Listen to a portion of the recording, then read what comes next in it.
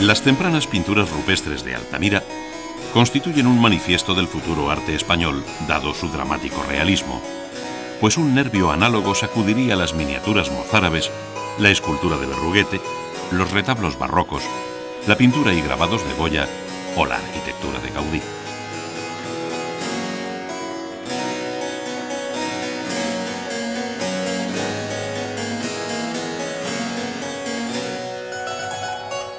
Es aquella veta brava del arte español en la que se refleja un modo de ser fruto de una singular historia tejida entre la cruz y la media luna en un paisaje rico de contrastes y matices, tantos como los que separan la Alhambra de El Escorial, haciendo posible obras como la de Picasso que cambiarían el rumbo de la historia del arte universal.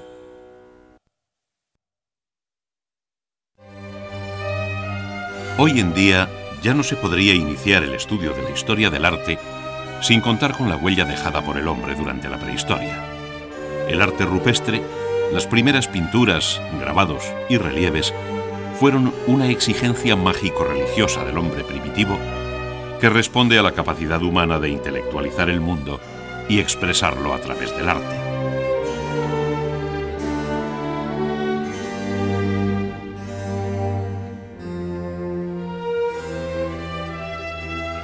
En España hay magníficos ejemplos del arte parietal paleolítico, como la famosa cueva de Altamira, e importantes muestras de períodos posteriores a las que pertenecen las pinturas levantinas con representaciones humanas.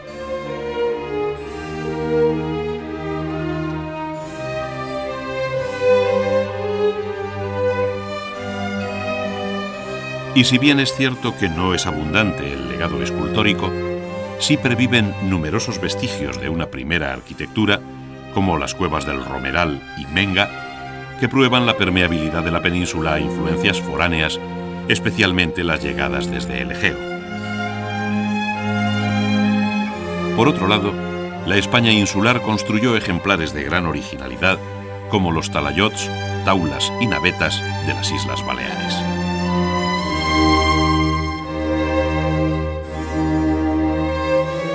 Tanto las culturas peninsulares como las insulares, creadoras de nuestro primer arte, se fueron formando al contacto constante con otros pueblos del Mediterráneo.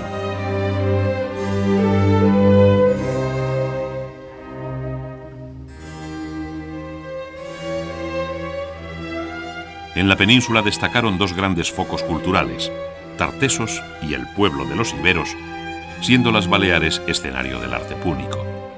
A los unos y a los otros, dado lo enigmático de su escritura, hemos de conocerlos por la hermosa herencia artística que nos han legado.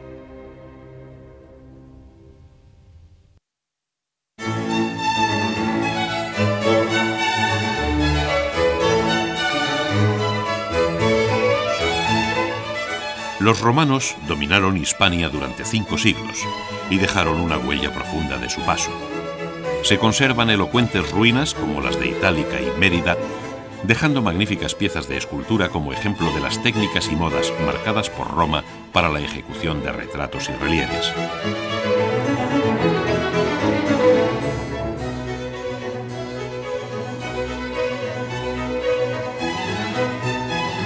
Asimismo, hay numerosos restos de mosaico y cerámica, industrias ambas que tanta importancia tuvieron para el ajuar y decoración de la casa romana.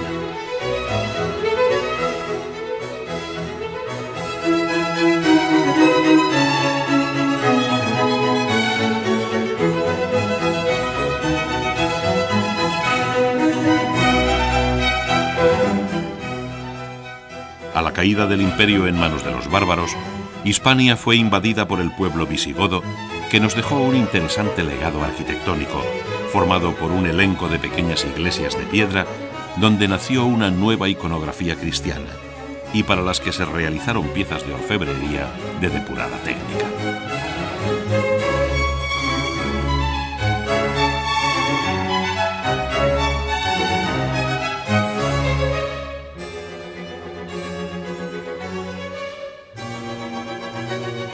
A principios del siglo VIII, Los ejércitos islámicos cruzaron el estrecho de Gibraltar y los visigodos se refugiaron en el pequeño reducto de los valles asturianos.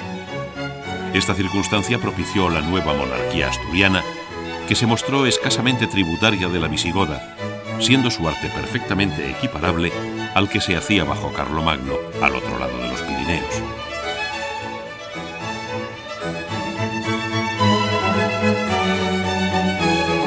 Las tierras baldías, fronterizas con el Islam, fueron repobladas por los mozárabes, que siendo cristianos habían vivido durante 2 siglos bajo el dominio musulmán sin perder su lengua ni sus creencias, de manera que sus alarices supieron incorporar la estética del Islam a las exigencias cristianas, consiguiendo con ello la expresión más auténtica de la España medieval.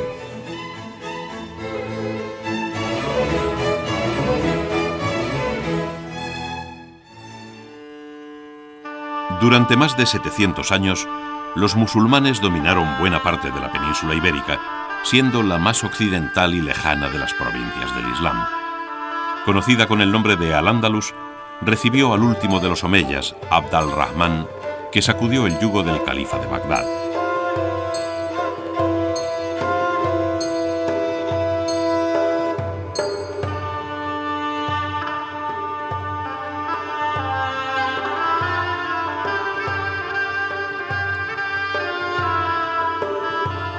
Córdoba, la capital de Al-Ándalus, compitió con Bagdad como núcleo del último poder omeya frente a los abasíes.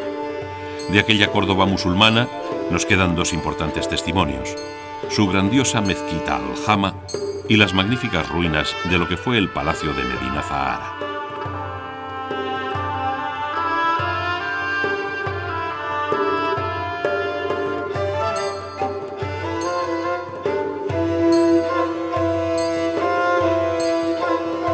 En el siglo XI, el califato cordobés se desmembró en los llamados reinos de taifas, que por su fragilidad pusieron en peligro la pervivencia del Islam en la península.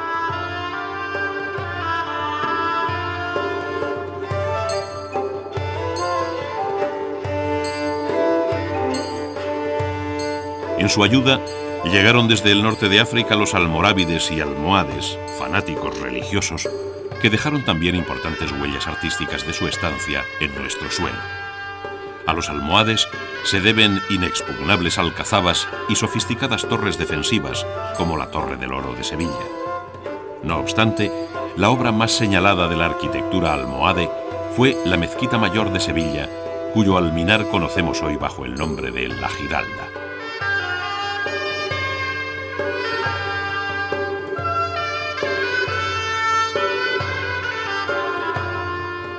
El final brillante del arte hispano-musulmán se refleja en los ricos patios y estancias de la Alhambra de Granada, cantado por los poetas árabe-andaluces como el más bello palacio del Islam.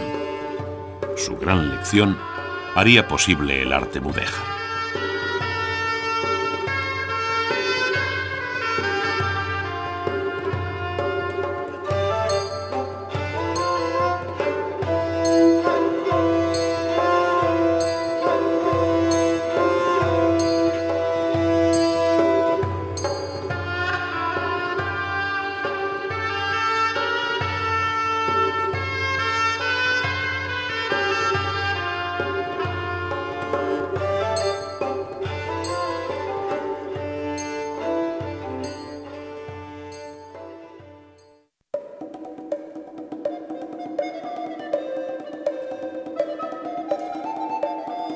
El arte románico penetró en la península atravesando los Pirineos por el camino jacobeo desde Francia en dirección a Santiago de Compostela y desde el norte de Italia hacia tierras catalanas.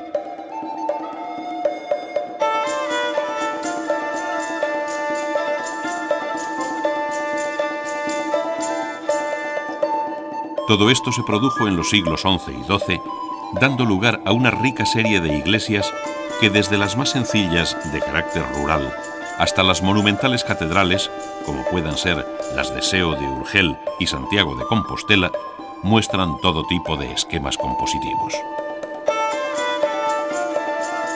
La llegada de esta arquitectura a los reinos cristianos peninsulares, desde el Condado de Barcelona hasta el Reino de Galicia, pasando por Aragón, Navarra, Castilla y León, dio forma a multitud de monasterios, especialmente de la orden benedictina de Cluny, favorecida por los monarcas en la difícil tarea de repoblar las tierras recién conquistadas a los musulmanes.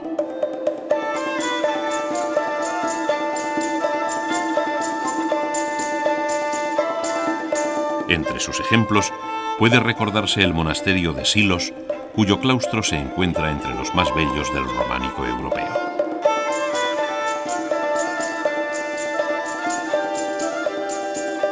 A estos monjes negros o benedictinos seguirían los monjes blancos o cistercienses, fundadores también de un alto número de cenobios, entre los que destacan Poblet y Santes Creus, que se hicieron eco de las primeras bóvedas nervadas.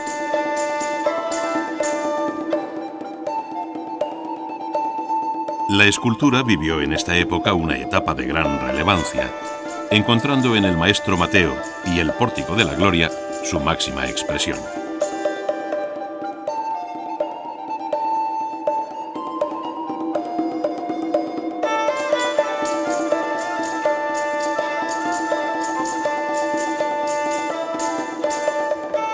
Por otra parte, la pintura mural al fresco, con su vivo colorido e imágenes de inspiración bizantina, decoró bóvedas como las de San Isidoro de León y ábsides como los de Santa María y San Clemente de Taúl.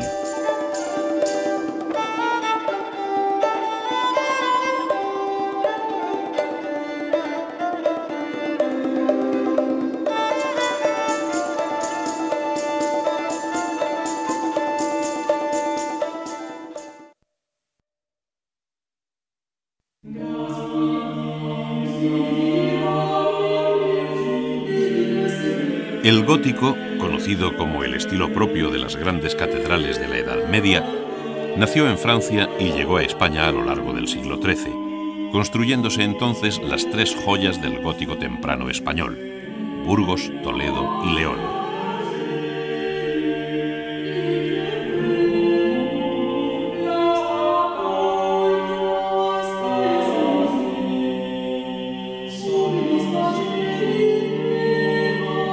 Las tres repitieron fórmulas constructivas del país vecino, nutriéndose de soluciones arquitectónicas y modelos escultóricos vistos ya en París y Reims.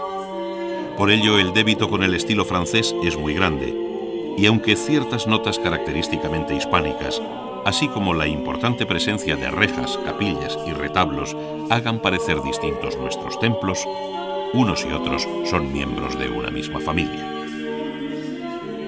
A lo largo del siglo XIV, fue Cataluña quien tomó la iniciativa constructiva de los templos góticos, iniciando este proceso la Catedral de Barcelona. El gótico catalán se interesó por el desarrollo interno del espacio unificado y con este concepto generó iglesias magníficas de una sola nave, como Gerona, o de tres de análoga altura, con soportes esbeltos y prismáticos que ampliaron el espacio visual, como la Catedral de Palma de Mallorca.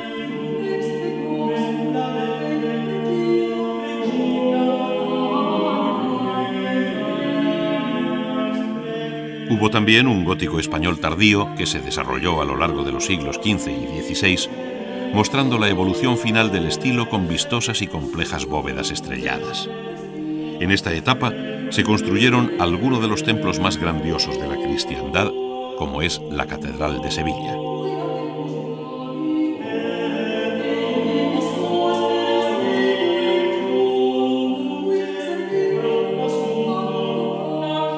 El gótico español se cierra con el arte de los reyes católicos, en el que se dieron cita de modo irrepetible elementos de origen tan diverso como Flandes, Italia y el Islam.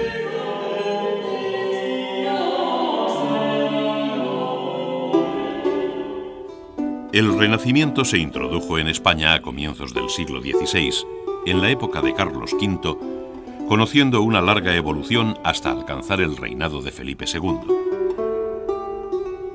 No obstante, desde finales del siglo XV se levantaron en Castilla iglesias y palacios italianizantes bajo el mecenazgo de la familia de los Mendoza.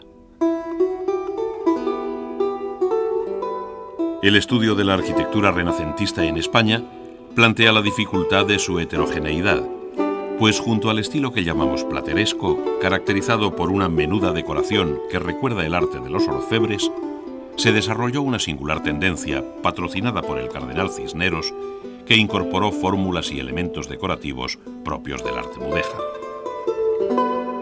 A la vez, se dio una tercera vía que incorporó fórmulas arquitectónicas llamadas a lo romano, llegadas de Italia, que hicieron más fecundo aún este siglo de oro del arte español. Surgieron así palacios como el de Carlos V en la Alhambra, universidades como las de Salamanca y Alcalá, catedrales como las de Granada y Jaén, entre otros muchos edificios, hasta llegar a la obra que resume todo el esfuerzo político, económico, religioso y artístico de una centuria, como es el monasterio de El Escorial.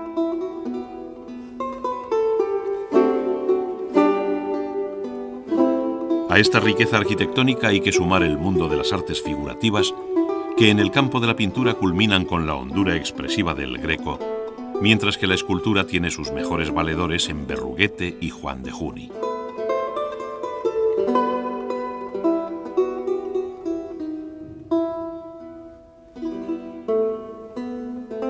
Durante el siglo XVII, la arquitectura española repitió esquemas escurialenses, unas veces complaciéndose en la monotonía mural de ingentes fachadas de piedra y otras evocando en ladrillo y pizarra la fría arquitectura de Escuadra y Cartabón de Herrera.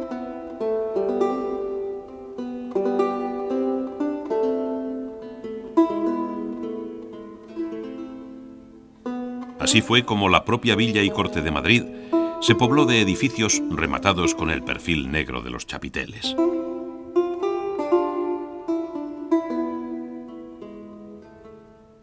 Después, el barroquismo arquitectónico se interpretó como una delirante puesta en escena de las fachadas que condujo al llamado estilo churrigueresco.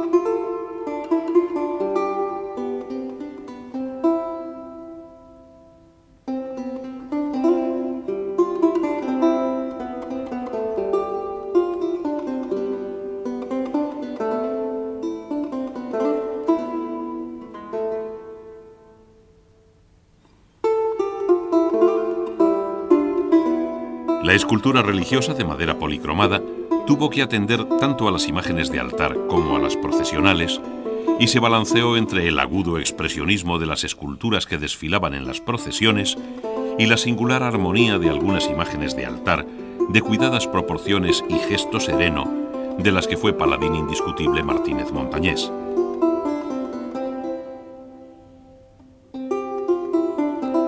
En el siglo XVIII, el realismo fue cediendo paso al arte amable y más sereno del escultor murciano Francisco Salzillo.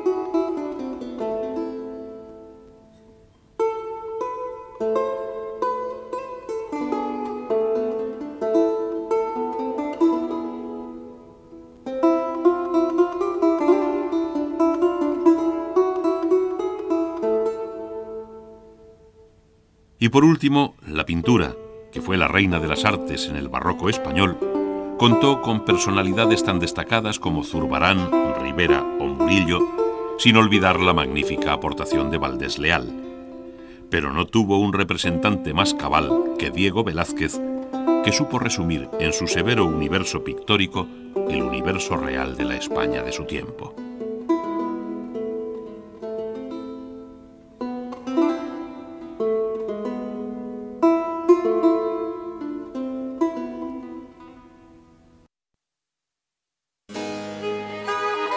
En España, el siglo XVIII se inició con la entronización de la dinastía de los Borbones tras la Guerra de Sucesión.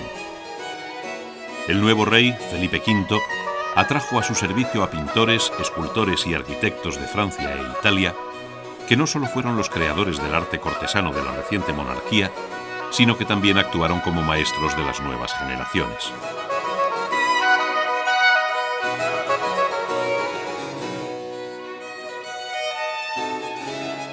En talleres como el de La Granja o el de Domingo Olivieri, los jóvenes escultores españoles aprendieron las técnicas y los nuevos conceptos estéticos. De la misma manera, los alumnos más aventajados en pintura se perfeccionaron en los estudios de los maestros franceses Miguel Ángel Huas o Van Loo. En el campo de la arquitectura, el italiano Sacchetti, discípulo del viejo maestro Yubarra, creó a partir de la gran obra del Palacio Real de Madrid una escuela de futuros arquitectos entre los que destacaría el español Ventura Rodríguez. Al mismo tiempo, aquellas grandes construcciones palaciegas determinaron también una edad de oro para las artes decorativas, que vistieron con su esplendor los salones de los palacios. A mediados del siglo, el celo de la Real Academia en hacer respetar las normas clásicas desembocó en el neoclasicismo. Sin embargo, en lo que respecta a la pintura, el genio indiscutible de la centuria fue Goya, que aunque conoció y participó en su juventud de las dos tendencias, la cortesana y la neoclasicista, escapó de todo convencionalismo formal para expresarse libremente.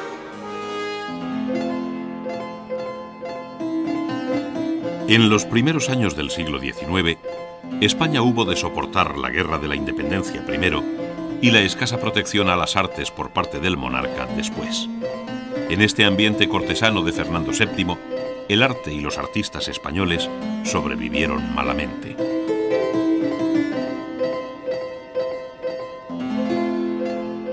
A mediados de siglo hizo su aparición el romanticismo, que trajo un aire nuevo y más cálido, más entrañable que el severo clasicismo.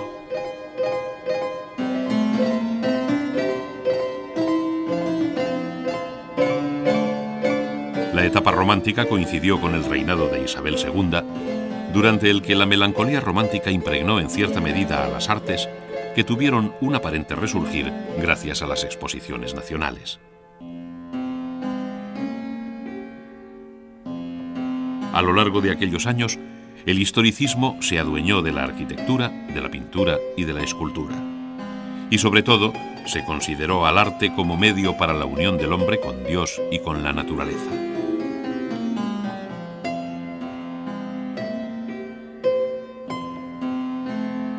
La segunda mitad del siglo se cubre con la rica experiencia del eclecticismo, que tuvo muchas facetas, incluyendo la incorporación ocasional del hierro y el cristal. Sin embargo, por encima de todos los arquitectos de este periodo, destaca la figura, humilde como persona, pero colosal como arquitecto, del catalán Antonio Gaudí. Él hizo los edificios más notables en torno a 1900, cuando despuntaba aquel modernismo que prologa el siglo XX.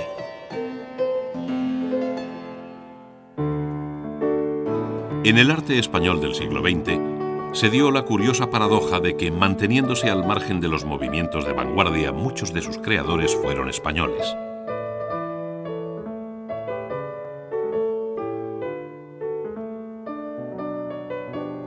En todos los campos se parte de una tradición figurativa y estilística en la que poco a poco irán abriéndose paso las nuevas corrientes, primero de forma muy minoritaria hasta los años 30, para conocer en torno a los 60 una fuerza arrolladora que hará del arte español de los 90 una pieza fundamental del arte del mundo contemporáneo.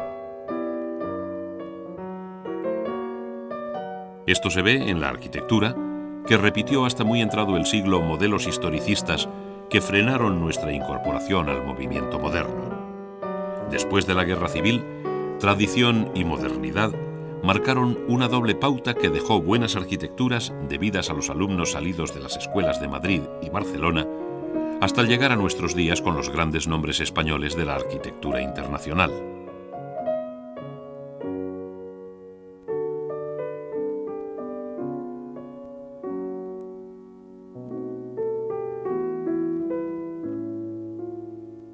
A su vez, las nuevas tendencias escultóricas y pictóricas europeas se debieron en gran parte a artistas españoles que realizaron su obra en el legendario París de la Bohemia, como Picasso y Juan Gris, creadores del cubismo, Dalí, defensor de la representación suprarreal del mundo, Miró y su universo mágico, o Julio González y su revolucionario concepto de la escultura.